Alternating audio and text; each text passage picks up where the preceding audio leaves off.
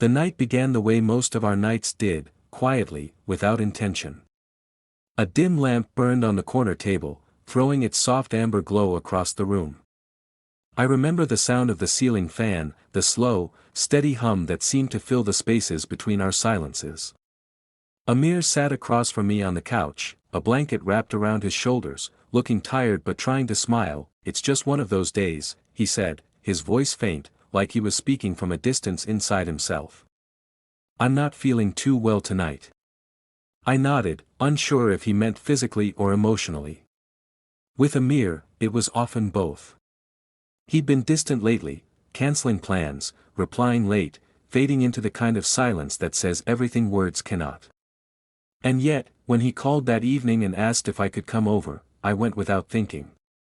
That's how it always was between us, a pull I never fully understood but never resisted. As I sat there watching him, I thought about Ryan, my partner. He was probably still at work, surrounded by endless projects and late-night calls. We hadn't really talked in days, not about anything real. The distance between us had become routine. So when Amir said he missed me, something inside me stirred, that quiet ache for connection, for being seen. Amir looked at me then, his eyes soft but uncertain. "I just want to kiss," he said after a pause. "Nothing more. I don't have the energy for anything else." The words lingered in the air longer than they should have. There was something fragile in the way he said them, almost like a promise, or a warning. I tried to laugh it off, to break the heaviness, but my voice came out thinner than I intended. "Only a kiss?" I asked that. He nodded, a faint smile ghosting across his lips. "Only that." It wasn't the first time we'd blurred the line between friendship and something else. There had always been moments, late-night calls, too long hugs, unspoken things hanging in the air. But this was different. There was a weight behind his words tonight, a quiet urgency I couldn't name. That I leaned closer. He smelled faintly of rain and laundry detergent. My heartbeat quickened in a way that made me feel both alive and guilty. I shouldn't have been there. I shouldn't have wanted what I did. But Amir had always been my escape, the soft, dangerous place where I could forget who I was supposed to be. When our lips met, it wasn't passion that I felt first, it was familiarity. The warmth of something I had missed without realizing. His hand found mine, cold and trembling, and for a brief moment, it felt right. Like we were finally admitting what had always been there, buried beneath layers of denial and restraint. But then something changed. It was subtle at first, a shift in rhythm, a tightening of his grip. I pulled back slightly, whispering his name. "Amir." He didn't answer. His breathing had quickened, and when I looked into his eyes, I didn't see the same softness anymore. There was something else there, something that scared me.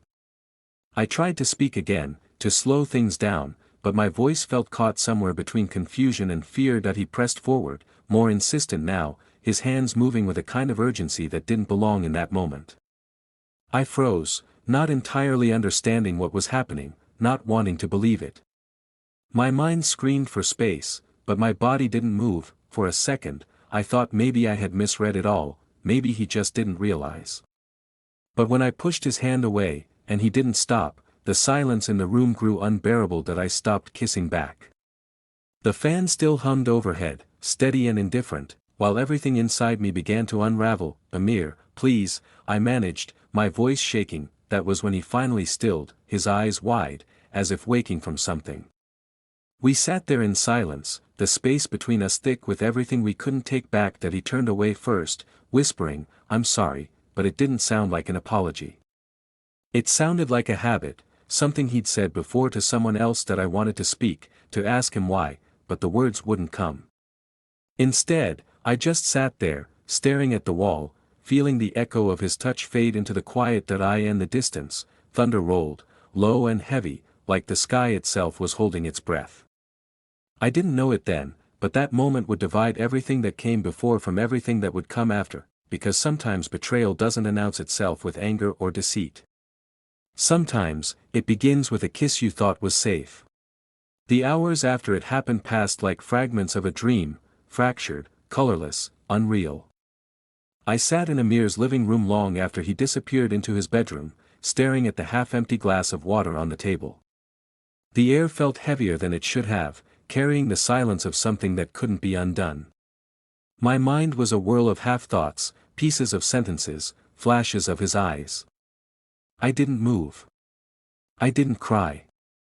I only breathed because I didn't know what else to do. The clock on the wall ticked softly, each second stretching into an accusation. My lips still tingled, not from tenderness, but from memory, the echo of a touch that had turned into something unrecognizable. I could still hear him saying, "Just a kiss, nothing more." That sentence replayed like a cruel melody, each repetition cutting deeper. When I finally stood up, my legs felt like they didn't belong to me. I walked to the window and pulled the curtain aside. The rain had started again, thin silver lines tracing the glass. Outside, everything looked calm, but I could feel the storm inside me gathering force that I thought about leaving, but something in me hesitated. I kept telling myself I needed to understand, that maybe I had misread what happened. Maybe it wasn't what it felt like.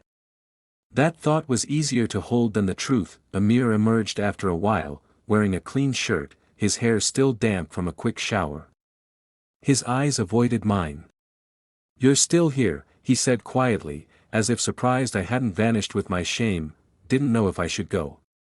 My voice sounded foreign to me, distant and small. He nodded, rubbing his hands together. "I didn't mean to." He stopped, searching for words that didn't exist. The silence that followed was unbearable. I wanted him to explain, to take it back, to say anything that could make it make sense. But all he offered was a hollow whisper, "I wasn't thinking." I almost laughed, not because it was funny, but because it was absurd. Not thinking. The phrase was too light, too simple for what had happened. You don't forget how to think when someone's asking you to stop. He looked up at me then, guilt flickering across his face like a passing shadow. "You're angry." I shook my head. "No. I'm just trying to breathe." That made him look away again. For a long time, neither of us spoke. The hum of the fan returned, the same indifferent rhythm as before, but the room no longer felt like the same place. It was smaller now, suffocating. When I finally left, the rain had stopped. The streets glistened under the dim orange glow of the streetlights. Every step I took echoed in my head, a metronome of disbelief. I wanted to call someone, to tell Ryan everything, but what would I even say? That I'd gone to comfort a friend and came back with guilt carved into my skin? That I'd betrayed him by letting it begin, and been betrayed by how it ended? Back home, the apartment was dark. I stood by the door for a long time before turning on the light. Ryan had texted earlier, "Long night at work.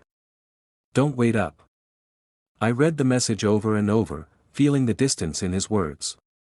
I wondered if this, all of it, was what loneliness did. It twisted love into something reckless. It blurred lines until you didn't see where you ended and someone else began. That I walked into the bathroom, turned on the tap, and let the cold water run over my hands. My reflection in the mirror looked like a stranger, pale, hollow-eyed, exhausted. The person looking back at me wasn't innocent, but he wasn't entirely guilty either. 1,000 thoughts ran through me, all colliding at once. The betrayal wasn't just Amir's. It was mine too, to Ryan, to myself, to the version of me who once believed that love was supposed to be safe. That I sat on the floor of my room until morning crept through the blinds, painting the walls in soft gray light. I could still feel Amir's voice in the back of my mind, trembling, apologetic. But no apology could change the truth of that night. Somewhere between forgiveness and fury, I realized I couldn't separate what happened from what it meant. That was the cruelest part, the confusion of wanting to hate him and still caring. As the first bird called outside, I whispered to no one, "It wasn't supposed to happen like this." The words hung in the quiet, unanswered. And for the first time, I understood that silence could be louder than any scream. Morning came quietly, like it was trying not to disturb me. The faint light from the window crept across the floor, catching the edge of the chair where I had fallen asleep. My phone buzzed beside me, a message from Ryan, "Good morning. I'll be home early today." For a moment, I just stared at it. The words looked harmless, even kind, but they landed in my chest like stones. I wanted to reply, to type something ordinary, "Can't wait," or "I missed you." But I couldn't. The truth sat in my throat, heavy and unspeakable, that I got up and went to the kitchen. The coffee tasted bitter, maybe because I hadn't added sugar, or maybe because everything did now. Every sound, the drip of the faucet, the clink of the spoon, seemed louder, exaggerated, as if the world was mocking my attempt at normalcy. All day, I carried the weight of what had happened with Amir. It wasn't only about the night itself, it was the silence that followed, the empty space where our friendship used to live. He hadn't called, and I hadn't tried. The distance felt deliberate, a mutual unspoken agreement to bury the night under layers of denial. By afternoon, I sat by the window, watching people pass below, each one caught up in their own life. The world didn't stop for heartbreak, I realized. It never does. When Ryan finally came home, his smile was soft, unaware. "You look tired," he said, setting his bag down. "Rough night?" I nodded, my voice betraying me. "Didn't sleep much." He wrapped his arms around me, and I froze, not because I didn't want his touch, but because I couldn't feel anything. The space between his hands and my skin was filled with the memory of another, and that realization hollowed me out. That we sat together on the couch, the television murmuring in the background. He talked about his day, about meetings and deadlines, and I listened, or at least tried to. But every time I met his eyes, I saw what I had lost, not love, but the ability to be honest inside it. At one point, he reached for my hand, squeezing it gently. "You're quiet lately," he said. "Is something wrong?" I wanted to tell him everything, to unspool the truth, no matter how ugly it sounded. But the words wouldn't come. How do you confess something that doesn't have clear edges? That started as comfort and ended as confusion. I only shook my head. "I'm fine," I lied. That night, I lay beside him, listening to his breathing slow into sleep. I turned toward the wall, staring into the dark. The silence between us was no longer peaceful, it was suffocating. Somewhere deep down, I knew this was the moment everything began to end, not dramatically, but quietly, like a candle burning itself out. Days passed. Amir and I never spoke again. When I saw his name light up on my phone once, I couldn't bring myself to answer.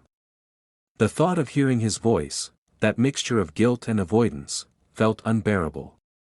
Instead, I watched the screen go dark, knowing that silence had become our final language. But silence is never empty. It echoes. It lingers in the pauses between thoughts, in the words we don't say. And in those echoes, I began to understand something: betrayal isn't always about the act itself. Sometimes, it's about what we allow ourselves to justify, the boundaries we pretend don't matter until they're gone. One evening, as dusk settled over the city, I stood by the window again. The streets below shimmered with fading light. Somewhere, a radio played an old love song, the kind that sounded like it belonged to another life. That I whispered Amir's name once, just to see how it felt. It came out softer than I expected, almost like forgiveness. Maybe that was what healing really was, not erasing what happened, but learning to live beside it. When Ryan called from the other room, asking if I wanted tea, I hesitated before answering. "Yes," I said finally, my voice calm, steadied. As I watched the reflection of the city lights flicker against the glass, I realized I no longer needed to make sense of everything. Some stories don't end with clarity, they end with acceptance. That I thought of that night again, of Amir's promise, of my own silence, of everything that followed. It would always remain a scar beneath the surface of who I was, but scars are proof of survival, not defeat. And as the first drops of rain began to fall again, soft, rhythmic, cleansing, I closed my eyes and breathed. For the first time in weeks, it didn't hurt to remember.